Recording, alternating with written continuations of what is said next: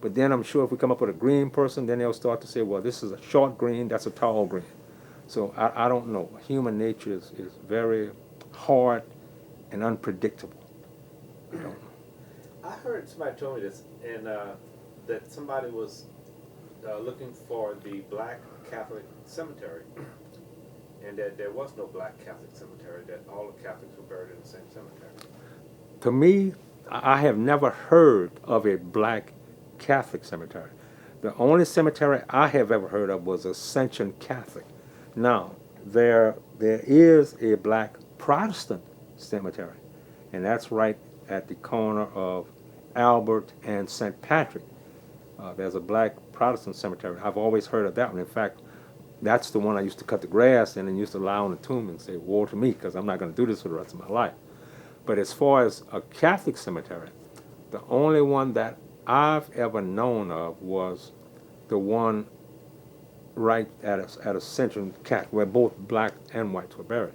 Now, the Josephites had a missionary church in a place called Casaland, down the bayou, where I'm trying to think what not the first bridge where the Sonic is, but the second bridge. You cross the bridge and you just drive straight back into the field. There used to be it used to be called St. Joseph's Mission. I used to serve Mass down there when I was a young kid as an altar boy. And there is a possibility that there might have been some folks buried in that area. I don't remember anyone ever talking about it, but that's the only thing that I can think of, because St. Catherine's Church has been here for a long period of time. But in fact, I was looking at some papers the other day. I saw the three persons that incorporated St. Catherine's Church. One was George Thompson, Telesphore Francis. That was my great uncle, who couldn't write. He just put his mark. And there was one third, and I can't remember the third person at this time, but those were the three individuals that incorporated St. Catherine's Church. I just thought that was, I mean, actually I never gave it a second thought because I didn't realize that there was such a thing as a segregated graveyards anywhere. Yeah. But apparently, this lady who was talking to somebody at the library said, "Oh, there's no way that they don't bury the blacks and the whites in the same cemetery." And apparently, they did here. Oh yeah, we have our problems, we have our issues, but yet, I'll give you a classical example: LeBlancs. You find a black LeBlanc and you find a white LeBlanc, and somewhere along the line there is some relationship. LeBlancs, and there are quite a few names where people can relate back. I guess it wasn't as bad here as it was in other places, but that doesn't take away from the fact that we did have serious problems with discrimination back in those days.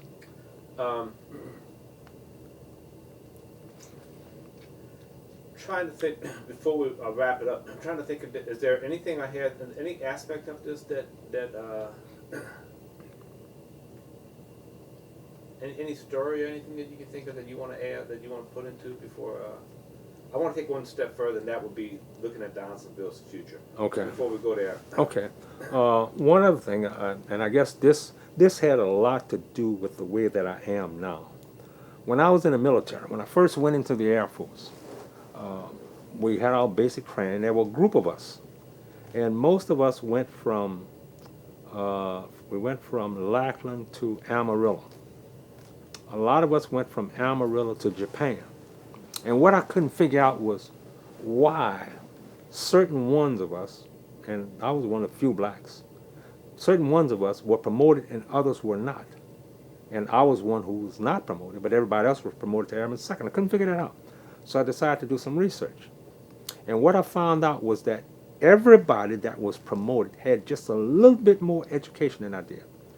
And that's when I realized if I wanted to be successful in my life, I had to become more educated than the other person. So from that day forward, I became like a sponge. And anywhere there was something, especially free for education, I was there to suck it up. Anything the military offered, if it was free, I was there. I don't care what it was. Schools, training classes, anything, I was there. Well, lo and behold, The next time it came around for promotion, I was the only person in that group that was promoted. I became airman first. Everybody else was still airman second. That's when I was offered that position I was telling you about earlier. So I realized the importance of an education when I was in the military. And since then, I have pursued an education, either formally or informally. The more that I know about whatever, the better I can deal with it. I guess my next question is, and well, let me cause I didn't want to sidetrack. I'm doing an educational documentary. Right, right. And I'm going all over the country talking to people in the worst neighborhoods and the worst place, with schools with Constantine wire. And I'm thinking, and I'm looking for the guys who are doing really great. This is, how are you in this shithole, yet you're putting out outstanding kids of Asian, Black, Hispanic nationality? How does all that work? um, but educate, you're right, education's the key. The good thing about the military, at least they were fair with you. Oh, yeah. That they said, you know, you got to this point, you deserve it, you got it. Oh, yeah. Let's go to, unless you can think of something else, let's go to the future. Okay. Tell me what you see. I mean, because Downsonville's had problems. Downsonville just got really hammered. Yeah. It had. I guess the best thing, not guess, the best thing in the world that could happen to this city is if that airport project becomes a reality. If that becomes a reality, at one time I wouldn't say if, I say it will be a reality, but I don't know now. Should that become a reality, that will open doors for everybody in this community. The only people that would not be working would be those people that do not want to work. As I appreciate it, that's about a 50-year project. You know, hopefully I'll be here to see it because I plan to live a long, long, long time, longer than I've lived up to this point. That would require individuals to become further educated, educated in particular trades and skills, but by the same token, becoming educated to the simple things of everyday living. Like, for instance, there will be needs for living, hotels, apartments. There will be needs for people to own equipment, dump trucks to haul dirt, grader tractors to level the dirt.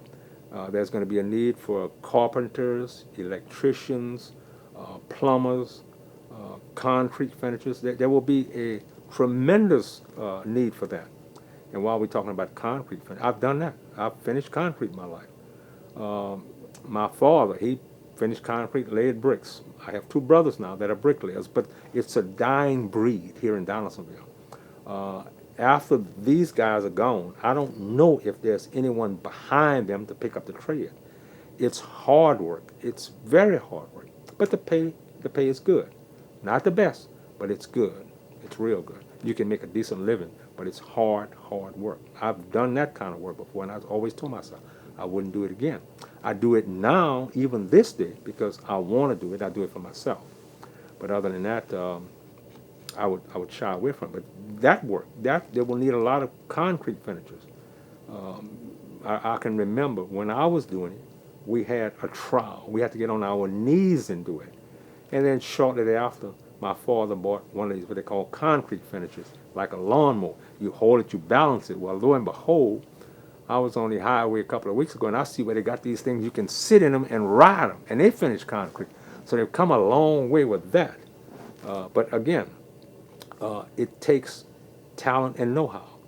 I was talking to a farmer maybe some years ago.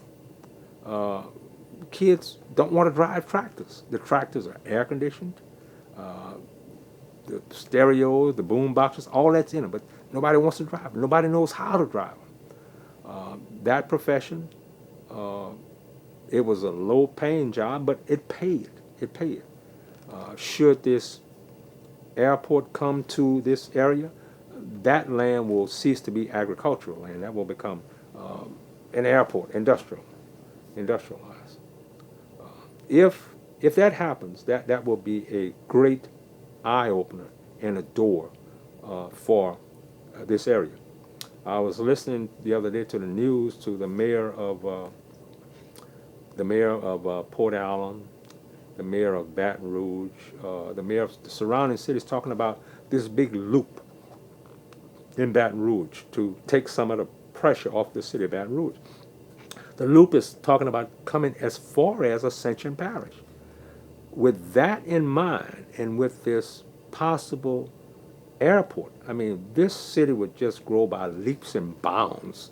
I mean, we recognize it today, but 10 years from now, if that comes, we won't even recognize the city. It'll be something entirely different.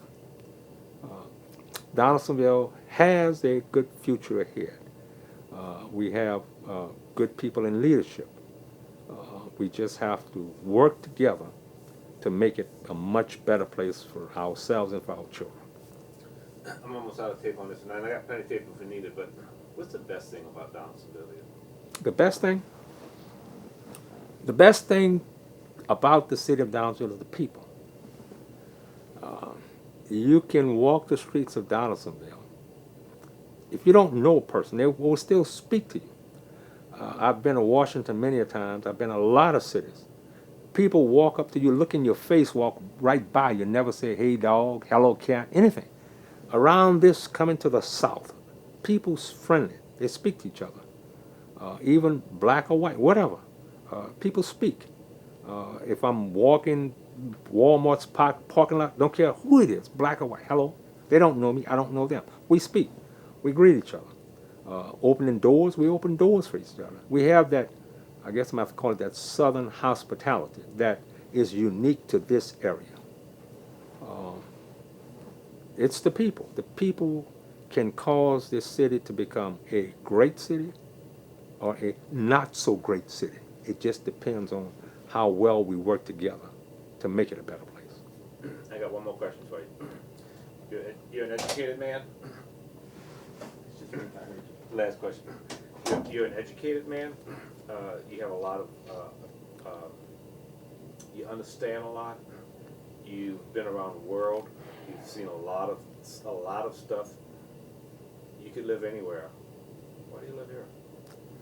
Well, now that you said that, I used to tell people I could talk with the presidents. I can talk with the wino on the street. I can eat lunch with the King of England.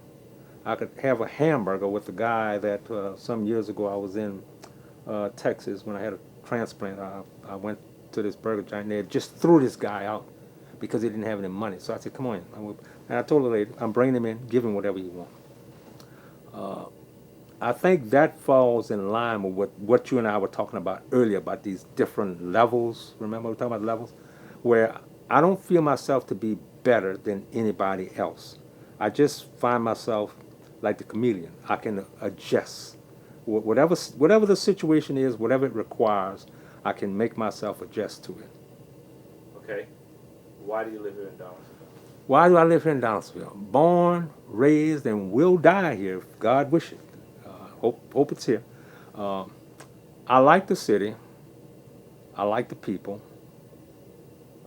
I've had the opportunity to live elsewhere, but there's no place like home. When I say home, I mean Donaldsonville. I was born, reared. I have been other places. I've lived in New Orleans for a while when I was going to Xavier. I was in Japan for a couple of years. I was in Texas for a while. I visited other places, but there's no place like home. There's the comfort, the peace, and the enjoyment of riding around and seeing faces that I recognize. I mean, I could move and then get to know those people. But I feel these people, I know their hearts, and they know my heart. And our hearts here in Donaldsonville. I'm going to stop there. I don't know what else to say behind that one. Can I get a copy of that? I'll pay you for it.